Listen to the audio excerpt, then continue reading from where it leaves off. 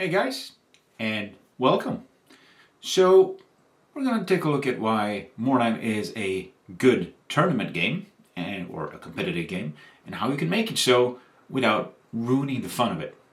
Now, all war games, in its core, they are games made for winning or losing. Mordheim being a slight game of exception due to the progression and the narrative that's been put behind it by our great Lord and Savior, Thomas. If we look at Mordheim, such as it is, it's a game that's fairly easy to learn and a little more complex to play.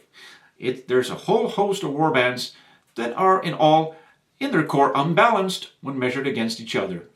And here lies, in my opinion, both the problem and reason why it's fairly simple to make it a great tournament and competitive game. The unbalance that we have in the warbands found in the 1A through 1C on broheim.net will make almost every warband viable to play in a tournament or competitive setting. There's no real meta or powerhouse warband, save for maybe a few that have been mentioned in another video. But even those warbands have some limits and counters. Now, I don't want to change mechanics to warbands or adjust points like we see in other games. Doing that, at least for me, ruins the game's soul. Homebrew stuff can be done in other ways than messing up warbands and war army rules. So what do we do then to make Mordheim a great competitive game? Well, in my opinion, there's two ways to do this. So let's share some thoughts on that, shall we? Number one would be the most obvious, but probably the one that is least liked by vintage players, but it's also the most balanced. In the back of the rulebook, there's a section for fighting individual battles. In essence, this lets you buy and create your perfect warband for a set number of gold. Now, when you take a look at this section in the back of the rulebook, you will see that you can purchase skills and you can purchase stat upgrades. All of them cost points, so 500 gold will disappear very quickly. So what I've found is increase the point cost if you're setting up a tournament or an event using this type of rules, so that your players can have their warband set to their taste and they can actually put something that's a little bit more developed on the table. Now, this way of playing Mordheim is done as it is almost in every other war game that you play competitively. You play your game, you win or lose, and you get points based on your result, and your warband has a full reset before the next game. So no post-game sequence, no level ups, and no injuries. So this way, make it a lot more fair for everyone, and there's no heartbreak for losing your best and coolest models to death rolls. But it also takes away some of the most enjoyable aspects of Mordheim. The unpredictable deaths, the level up, the gold generation, everything good that is found in the post-game sequence. This way of doing it as a competitive game is a little less fun for me, but it does make it more fair for everyone involved. If you take a look at the description section, I'll post my rules for these type of games and events that I've hosted, so that you can take a look at it and give it a try if you want to. Now for the second way of doing it, and it's pretty much like playing Mordheim the normal way, with a few twists. For this, we start as we usually do, at our 500 gold. We make our warbands as if we would be playing in a league. You'll have to set a limit to what warbands are allowed, and usually that will be set at 1A through 1C. Now mind you, some of the warbands that are found in the 1A and 1C category are quite powerful to start out with and can snowball quickly if they get a good start. Now, how do we make this version fair then? Well, it's all in the scenarios, not in the warbands.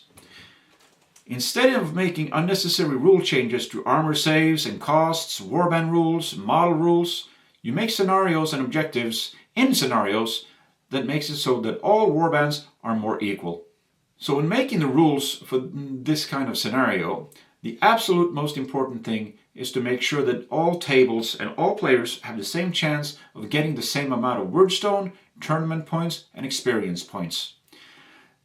This way, there is no difference to any warband on how much they can accomplish versus the other warbands.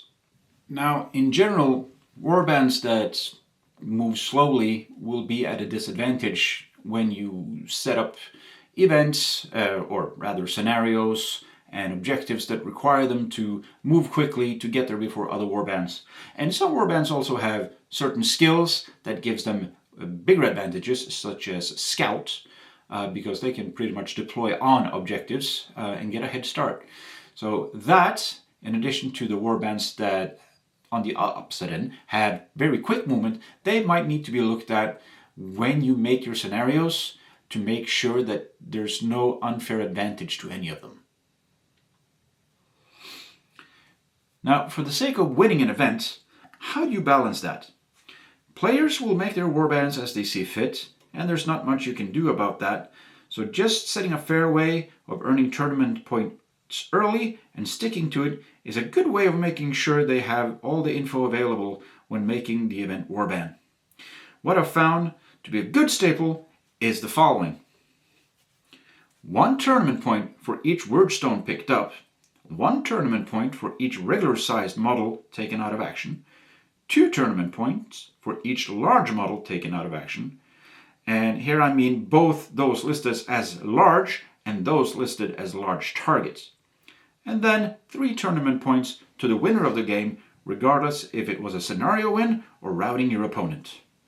For a tiebreaker, I usually use the number of wordstones still in storage when the event is over. And that, my friends, in addition to all of that, Mordheim also have something that really, in my opinion, no other game have that I've seen in my 35 years of miniature gaming.